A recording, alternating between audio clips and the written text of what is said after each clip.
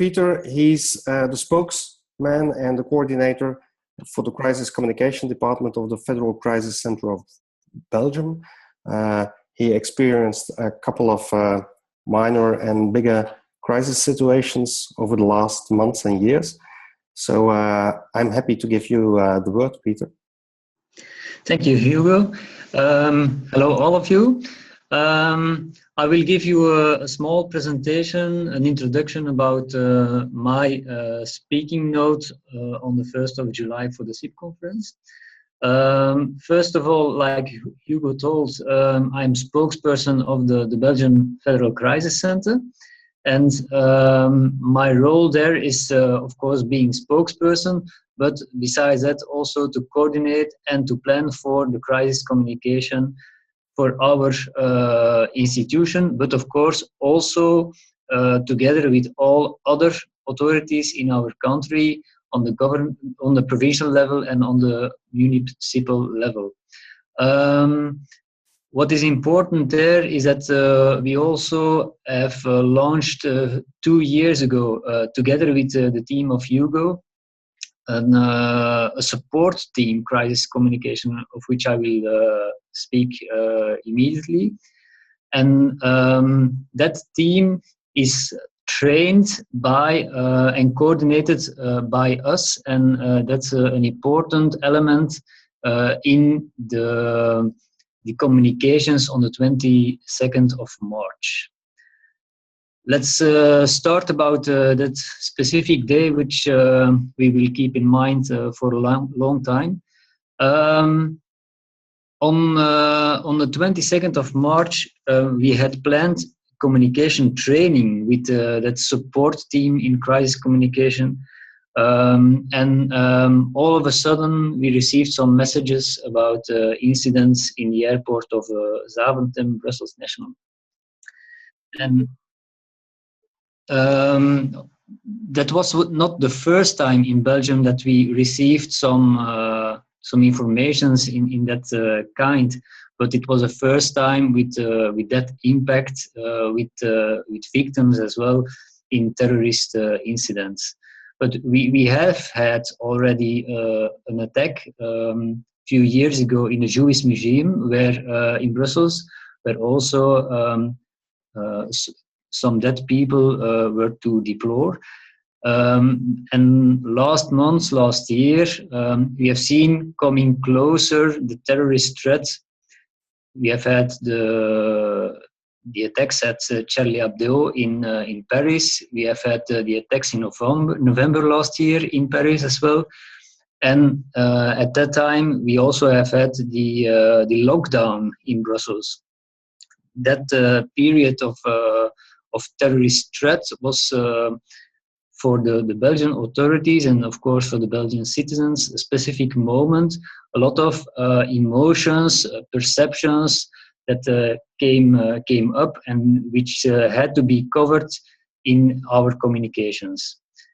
I will not go in detail about that specific timing of terrorist threat in November. I will now focus, and also on during the CIP conference, on that 22nd of March. And if I go through that with some large elements, then I come to the conclusion that luckily we were there together with the team of which I spoke of, and that all of the team members were trained together in the same working methods, what we call the work process crisis communication. And that is very important for our own organization, because we are a rather small institution, and of course we need support of a lot of other people who were now already present at 9 o'clock in our offices. So we could immediately start with our communication, and all in the same, trained in the same working method. So that was very important. The basis of that work process crisis communication is that we start with a good analysis. we had around 10 people analyzing, monitoring all the information circulating in media, social media, and that was the basis to define a communication strategy. A communication strategy which had to be validated, discussed with the political level as well, because such an incident, of course, we cannot do that without political support. There are very sensitive elements in that communication. Based on that monitoring, the strategy, and then, of course, the purpose of all our tasks is to come to an output, to realize an information. And to give you an idea about the impact of the communication, we have put our website as a central reference in all of our communications. And on the 22nd of March, we have had more than 500,000 visitors on that day. On normal days, we have 200 visitors. The social media, we did a lot of web care, thanks to the team of the crisis support team as well. A lot of interpersonal interaction. Very important to have a good feeling, a good connection with the public. Besides the interaction and engagement on social media, we have launched a central information number, and that number was equipped by 120 people. We work with a private company for that. Within the hour, we could start with about 60 operators, and together during that 22nd of March, they have handled more than 12,000 incoming calls. Incoming calls, not only the number is important, but of course, I don't have to mention that for you. The tone of the calls was very important. The tone by the operators, the tone of voice was there towards the people implicated, families looking after their family, the victims. It was quite emotional for them, and that was a specific point of attention in our contacts with the citizens who called. Besides that, which are the communication channels which we have put in place, there were, of course, the media relations and the classical ways to communicate, and there we had immediately lots of international press attention, of course, as well, given the fact that we are central in Brussels and with the European institutions, we immediately had a large coverage all over the world. As I spoke about the crisis communication support team, that was one part of the communication team which we had put in place that day. Together we were around 40 people to manage the communication. So the crisis communication support team is about 15 people. Then we had our own collaborators and some spokespersons from other services which we had contacted. And then we have to talk about and think about spokespersons of local police, federal police, the public health services, the federal prosecution, intelligence services. So all services involved in security were there to define together the crisis communication on that specific day. Not everyone can be there together, of course. So we also have had several contacts with other communicators on the level of the governor and the provincial level, of private companies like Brussels Airport and like the local owner of the infrastructure of the subway in Brussels. that are important actors in the communication on that moment, of course. Specific points of attention in our communication. There I can mention the involvement of several nationalities, which meant that certainly for the people in contact with families of victims, we had to take into account some cultural elements. Of course, the element of language is always very important. In Belgium, we always do communication in Dutch and French together, but with this specific situation, we also communicated in English and partially in Dutch as well, in German as well. There was also attention for some specific needs. We received messages on social media from deaf people that the availability, the access to information was not easy for them. So there were specific points how we could get in touch with them, how we could better reach those specific target groups. There were also specific security instructions for target groups like schools, industry, events. All those actors had specific information demands, which we have tried a maximum to answer to them.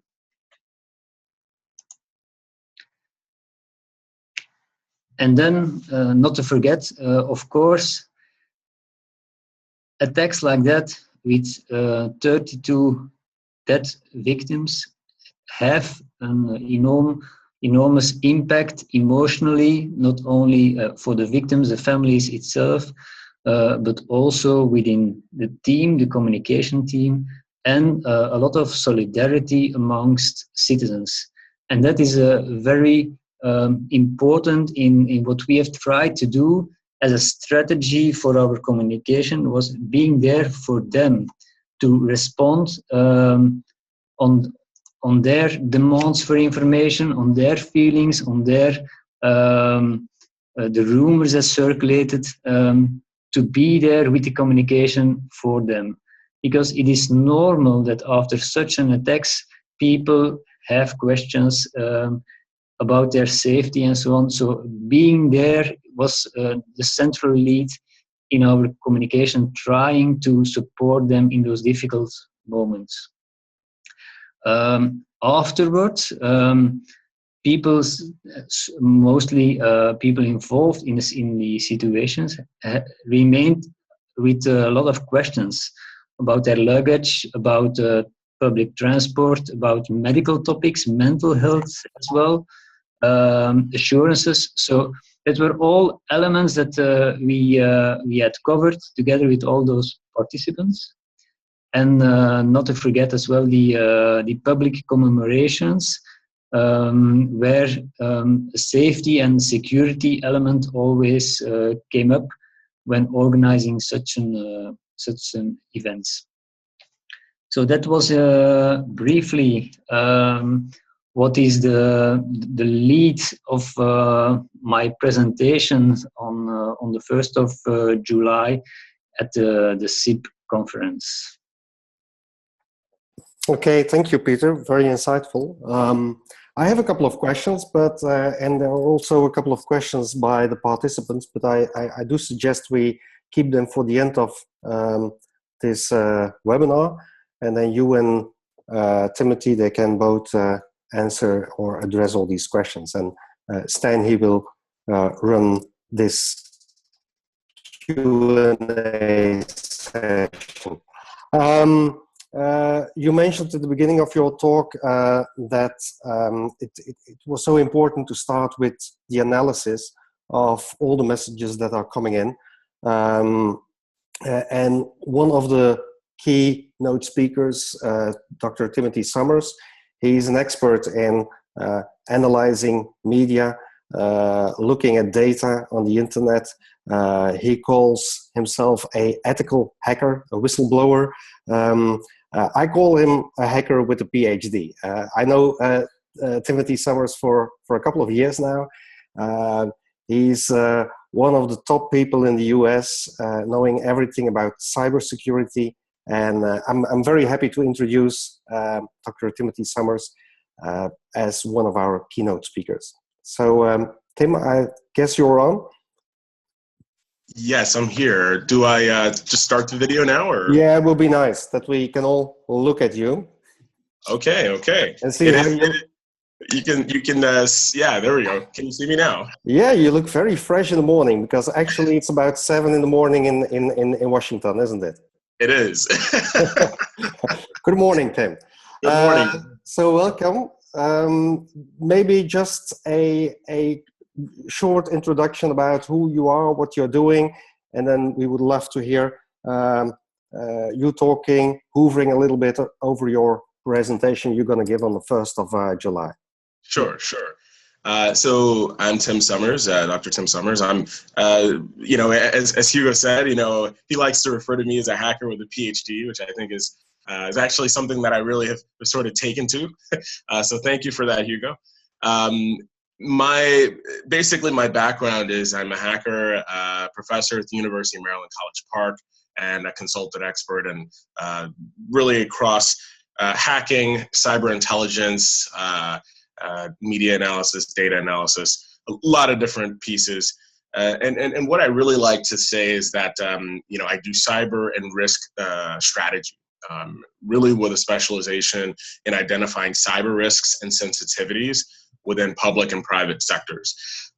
So that's really kind of to give you an overview. The specializations that I'm in really is in understanding the relationship between human cognitive psychology and socio-technical systems. So the interaction between human beings and the machine, the interaction between hackers and the machine. How do people understand the data? How do they understand, utilizing different technologies in their daily lives? And that's really where a lot of my research and academic interests lie as well. And that stems from my background, as a hacker, really understanding social engineering, or what we refer to as people hacking. So before I got into academia, I was executive advisor at Booz Allen Hamilton, which is one of the world's oldest multinational strategic management firms, and was able to advise lots of Fortune 500 companies. And now I'm the Director of Innovation and Entrepreneurship and Engagement in the iSchool at the University of Maryland College Park, which is actually one of our oldest universities here. And then, of course, I also do work with my company, Summers and Company. I'm CEO of Summers and Company. We're a cyber strategy consulting firm. And without going into a whole bunch about our services and things like that, I'll just tell you what kinds of people make up the Summers and Company team. It includes hackers, cyber intelligence analysts, forensic accountants, financial modelers, incident responders, and security researchers. So that's pretty much my background and bio in a nutshell. I probably won't go into any more depth than that, even when I do the talk. So you pretty much have just gotten a full glimpse view of who I am and what I do. So my talk I named it Hacker, Hoaxer, Whistleblower, Spy, primarily because I really felt that that title calls to what I'm going to be talking about. And really the intent of my talk is to give you an inside view, to give the audience an inside view into not just how hackers think about the cyber breaches and how they think about getting in and how they think about holding your organization hostage. What is the thought process behind that? The why. There's some of but the why really from understanding it from a mental perspective. So really, at the end of the day, the intent of my talk is to provide you with guidance for protecting your organization, both today and tomorrow, from hackers, mostly malicious, so that they can't take your data and hold you hostage and turn you into the next butt end of a joke.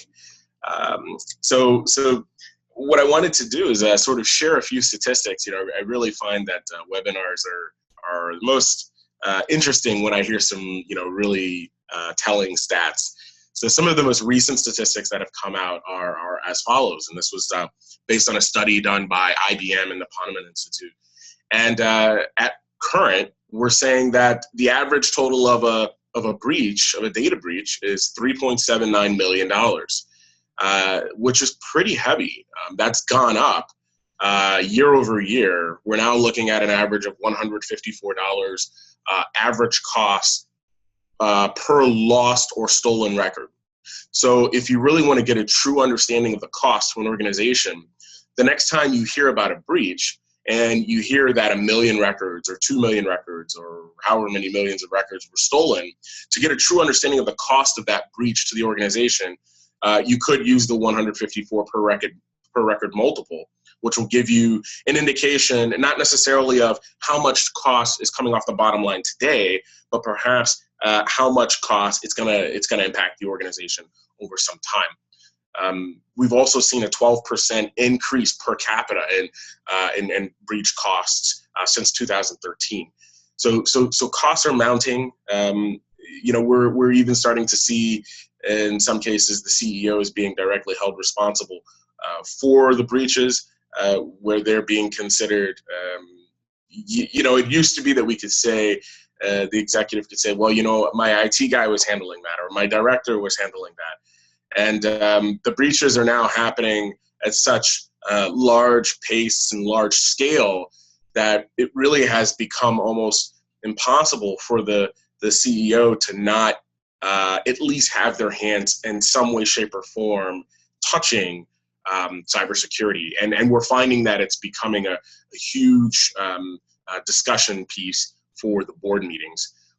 So that's, this is really an interesting, place to be, because we've been talking about cybersecurity for some time now. The past 10 years, we've just been hearing more and more and more about it.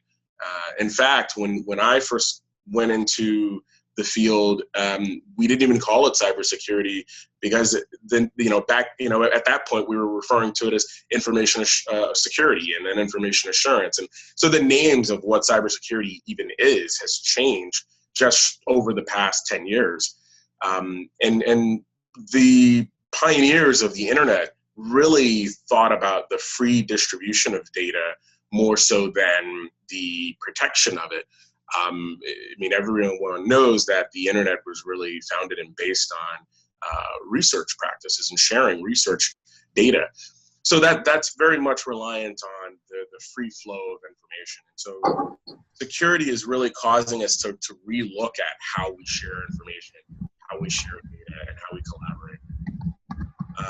And so one other thing I wanted to share with our audience here today is I talked to you about the costs and how the costs are increasing. But there really are three major reasons for that, because, the first thing people always ask is, they say, well, Dr. Summers, why are the cost of breaches increasing if our security quality is actually improving?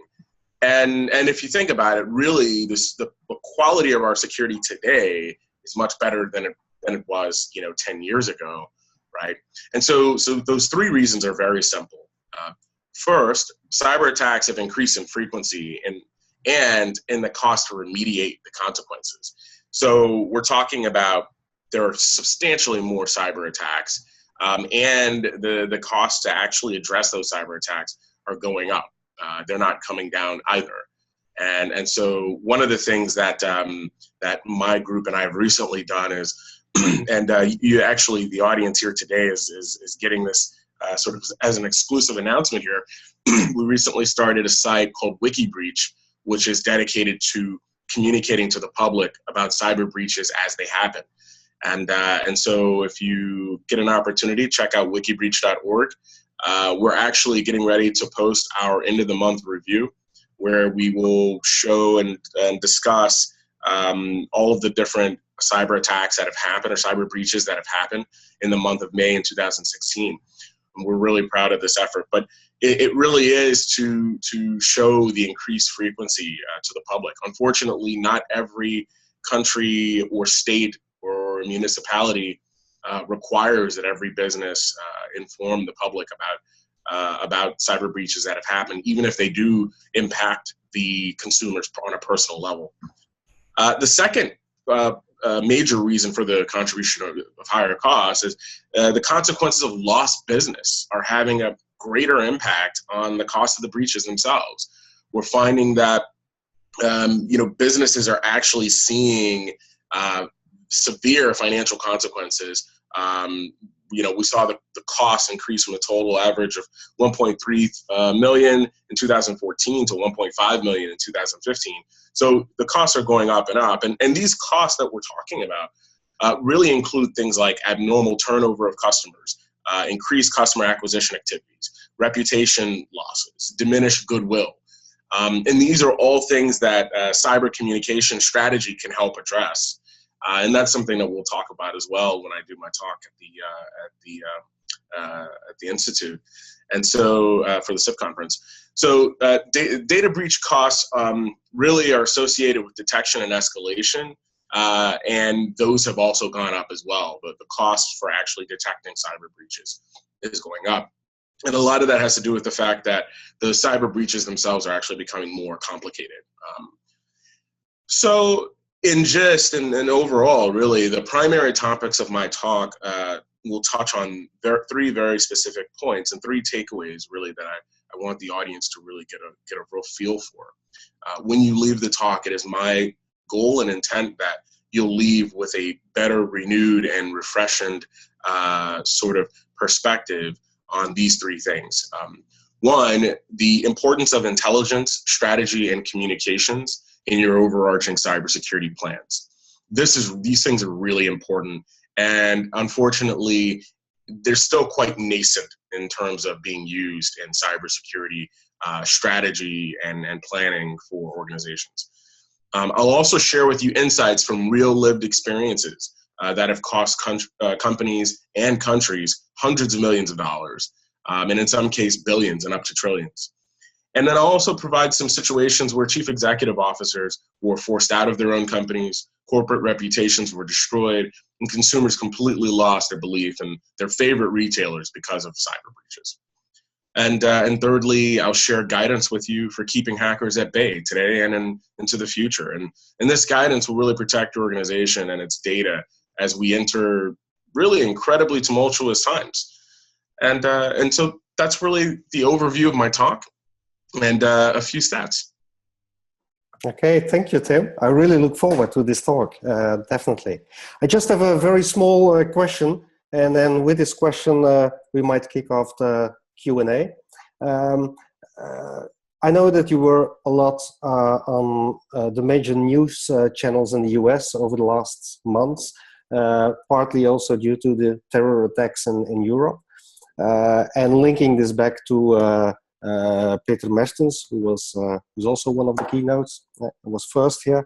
So, what is this link between cyber breaches, terror, especially from IS, and protecting against this terror, both on let's say on the ground and both on the internet? Right. So this is a great question. Thank you so much for asking this, Hugo. A lot of times people really don't see the connection between the terrorist groups and cybersecurity, but here really is the interesting connection point. Terrorist groups are incredibly successful at spreading their message. And one of the ways that they're very successful at doing that is through the internet and through cyber technologies. One of the ways that they're able to coordinate their plans and to coordinate their activities is through the use of cyber technology, encryption, and in many cases, social media. Social media has become incredibly important. We've even seen very heavily where ISIS uses social media as a recruiting mechanism, Twitter specifically. And then we've seen the use of encryption applications, messaging applications like Telegram and other applications that allow you to have end-to-end encryption so that the government has a hard time cracking into the messages and things like that. So the intersection really does lie. Cybersecurity, you can think of cybersecurity and information technologies as being foundational components of the actual operations of these terrorist groups.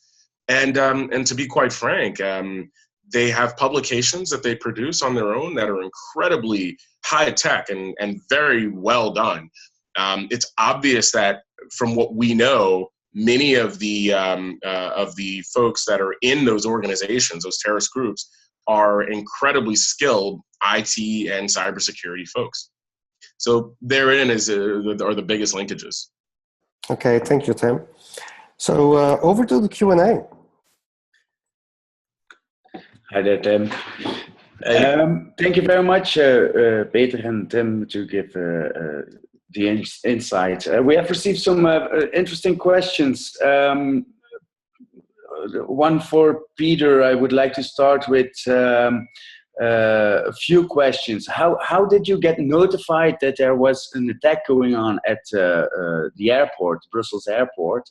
And the follow-up, if your support team is not on location, how do you manage the whole communications?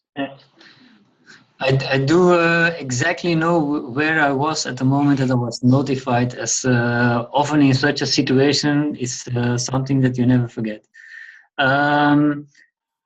As often as well, I was not immediately or not first of all notified by the official information.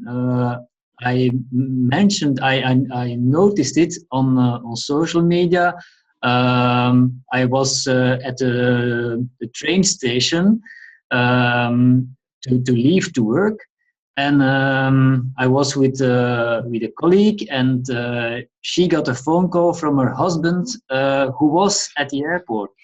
So that was how I was triggered for the events, and a few minutes later I got a phone call from our permanent duty office, which is 24 a day, monitoring information. So that's the advantage of our organization, where we have 24 hours a day a team available to monitor security and safety elements, and to trigger, to launch procedures and people needed in crisis situations. So that was for my personal notification. The other question was then how the support team I spoke about, how they work if they are not present in Brussels at our office, because we had some luck that day that there was a training foreseen for them. But normally we are trained to work on distance. So the purpose is to be a virtual team, let's say, and to offer support to local authorities from your own office, from at home, but always with some leading members who go on the spot itself to support the local authority. So here on the 22nd of March, we had the team together with us. But during the terrorist threat in November, they remained at home and they gave the same support as they did now, but from in their couch in their proper home. Mm-hmm. Thank you. If you don't mind, I would like to stick with you, Peter, for the next question on how many people of your team were on social media doing this interpersonal communications, but also putting out a word from the crisis center. And the additional question that follows is, how long did this team stay in place? Because this was a major crisis, not an exercise, an event. And how long did they do their job? Yeah. There are two important distinctions to be made in the composition of the team. We had the crisis communication support team who fly in and who were there on the 22nd of March. They were about 16 people that day. And from those 16 people, there were about 6, I think, who had the role of redaction, and redaction means that they had to write press releases, to feed the website, and to do the web care through our Twitter account and Facebook. So that is a rather small team who were in charge of the output of communications. All the others were on the monitoring, the listening of the social media and the media in order to have a good output, of course. How long we remained in place?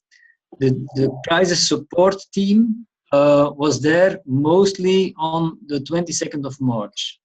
From the 23rd on, we worked with a smaller number of people, some in Brussels, others remained at home or in their office, so they worked on distance.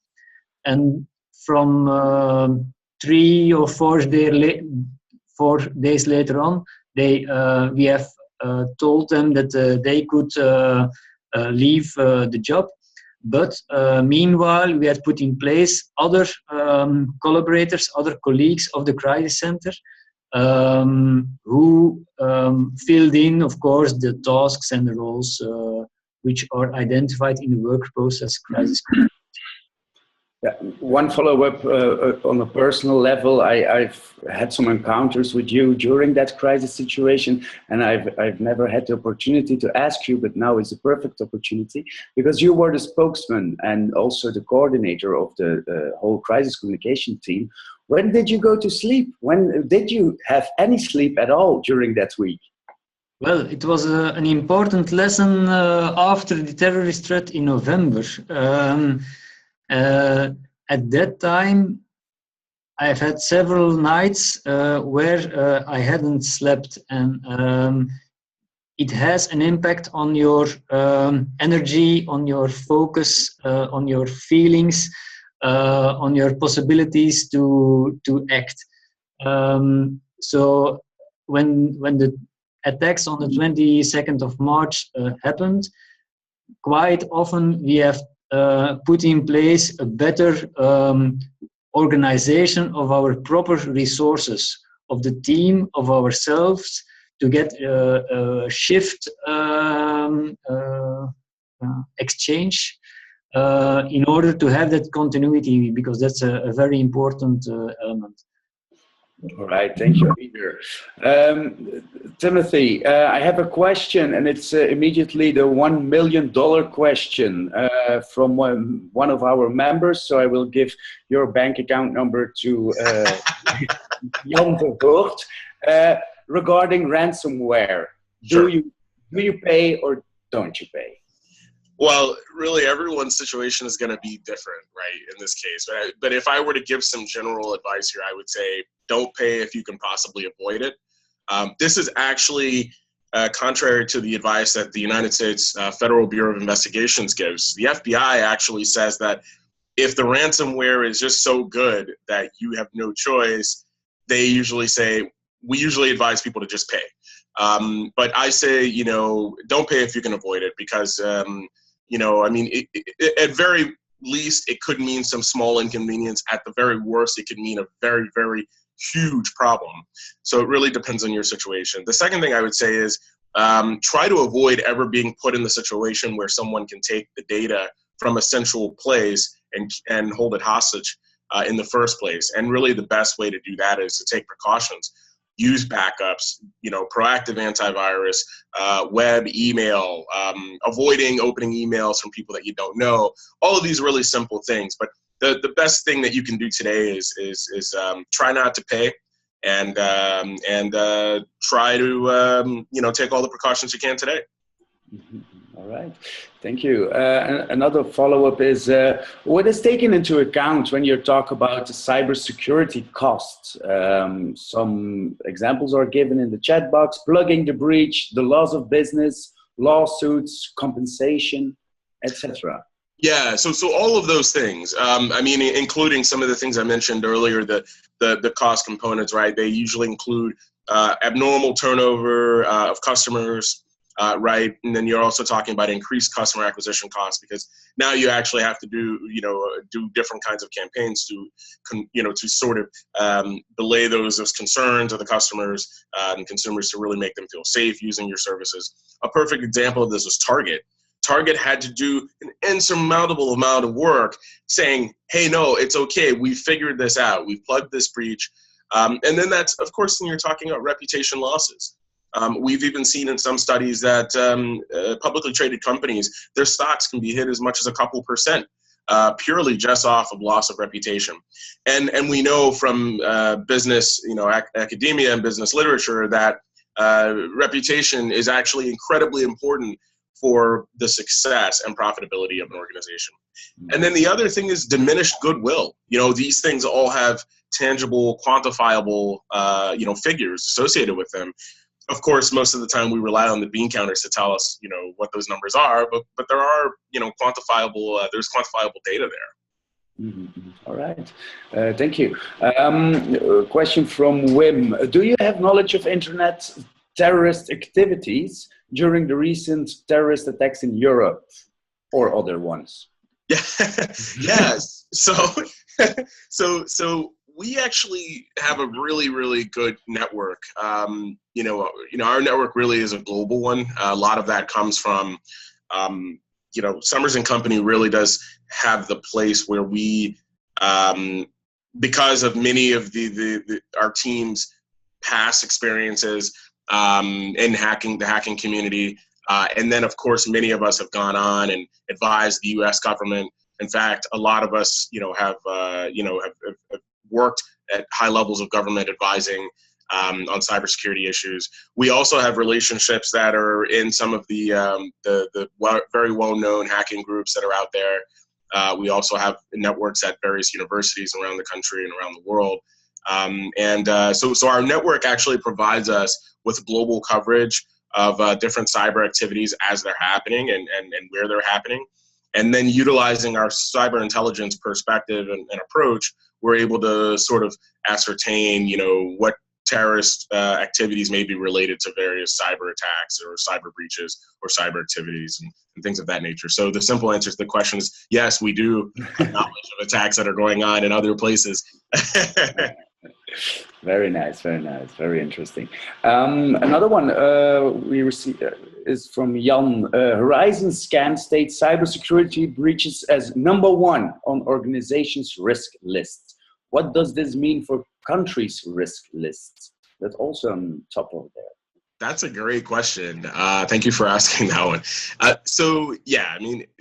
The United States is in an interesting place right now. Our chair of the SEC, that's the Securities and Exchange Commission, which runs the stock market, right? The chair just recently made the statement, cybersecurity is our biggest issue. That legitimately means that it is the biggest issue for the United States. It's also the biggest issue for every country. If you're a group like, for example, an ISIS or any sort of other terrorist group out there, or any sort of group in general, getting a global footprint is not an easy thing to do. But it is much, much easier to do it through the internet and the use of information technologies.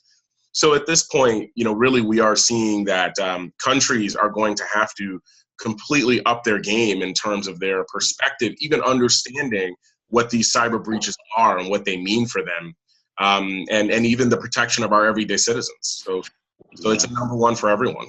Yeah, that's also one of my personal questions I noted down during the talk is governments, how do they prepare for cyber crisis management, or to mitigate that risk of cybercrime I think in comparison with hackers who are smaller organizations and more innovative and in general more flexible and agile. How can governments can compete with that agility and that constant innovation in cybercrime world?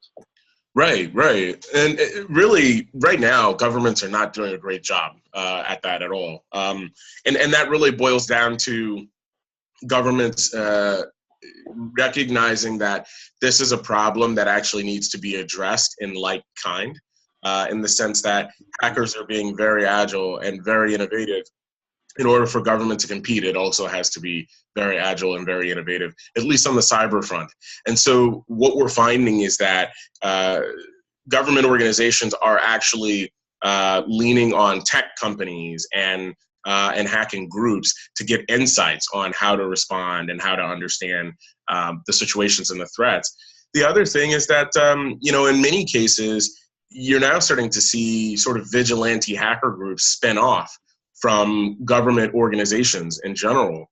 And we're seeing a lot of interesting support there. And there really is room for collaboration between small companies of hackers like Summers and Company, or like, many other companies that are out there, and government, and actually working on it synergistically to really address the issue. And that's really what's going to have to happen. We also need to have a better understanding of hackers and the hacker mindset. All right, very interesting evolution on this topic. I see Hugo is waving at me, so I suppose he has also a question. Hugo. Okay, allow me to raise a question to Tim. What about ethical issues? I can imagine there are some ethical issues being a hacker, even saying you're an ethical hacker, and then working for government, working for businesses, working for other organizations.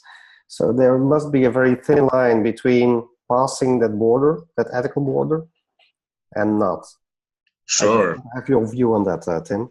Yeah. No, that's a great question. So ethical hacking, really boils down to being wanting to be a protector of systems rather than exploiting them for some, nefarious means. And so in many cases, what happens is the governments actually don't have the expertise, the hacking expertise. And so what they end up doing is they end up going to some of the tech schools and looking for, folks who have been hackers, in their own, personal lives, and maybe in their own, that curiosity that they have, and breaking things in their garages and things of that nature.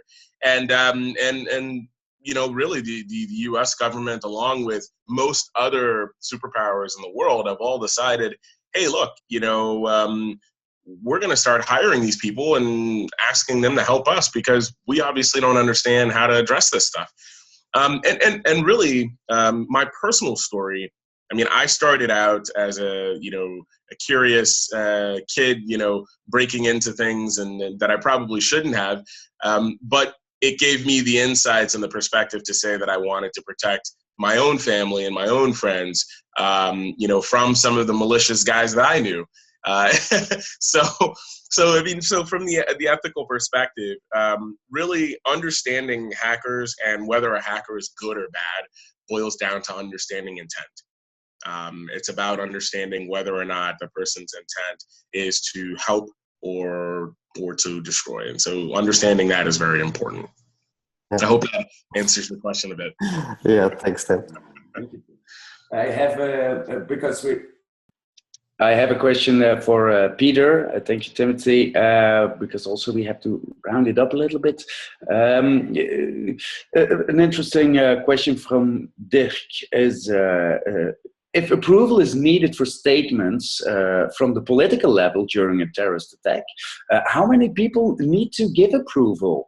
And how long does it take, that approval process? Very interesting question. This is indeed an interesting question. We make a distinction about what we call process information, and on the other hand, factual information. Factual information are elements that have to be verified on decisions, numbers, and so on. And there it is, of course, needed to have that check by the political or the managerial level. We have a a communication advisor in place within the crisis management team. So if information have to be checked, validated, or messages, of course, then it can go very quickly by that way. On the other hand, we have that process information, and there you need to have a clear mandate beforehand on what can a spokesperson already inform about. There are things that do not need a lot of validation. Of course, we should know which measures are in place, which recommendations we can do to the public, but we can fall back on our training, on our experiences, and of course the quick exchange of information between that crisis management team and the crisis communication team. So once you have in place that structure, things can go fast. But of course, you know all how work such a crisis teams. You do not have always immediately the chance to intervene. So that is why sometimes you need a certain time to have checked some information, or of course when the information is doubtful and that further investigation is required, then it can take some time. All right, thank you, Peter. Really looking forward to your keynote at the conference on the 1st of July. I see there are more questions in the chat box, but we're going to wrap it up for now. I'm going to take all the questions and give them to the keynote speakers and to take into account maybe to do the talk. I just want to finish up with saying this was our 5th CIP webinar. I hope you enjoyed it, and I hope you tune in for our 4th webinar series at the end of the year. I'm not going to tell what it's about right now, but check our website, check our newsletter. Don't forget to sign up for our newsletter to receive more information. We don't send out that much, only the important stuff. Then I'd like to see all of you at the conference on the 1st of July. Bring all your friends, relatives, loved ones, children, cats and dogs. It's going to be a lot of fun over there. Hope to see you guys, and I give the final word to the president of the CIP Institute, Hugo. Okay, thank you, Stan. No cats and dogs, please. So, but anyway, first of all, and just to finish up with, I would like to thank Timothy Summers, Peter Mertens for their time, for their sharing some insights, giving a little taste of their presentation they're going to have in exactly 31 days. So I really look forward to the 1st of July to meet you there, to meet all of you. I also want to thank all the participants for tuning in during this noon. And I look forward to seeing you in Antwerp on the 1st of July. Thanks to you all, and see you soon. Bye-bye.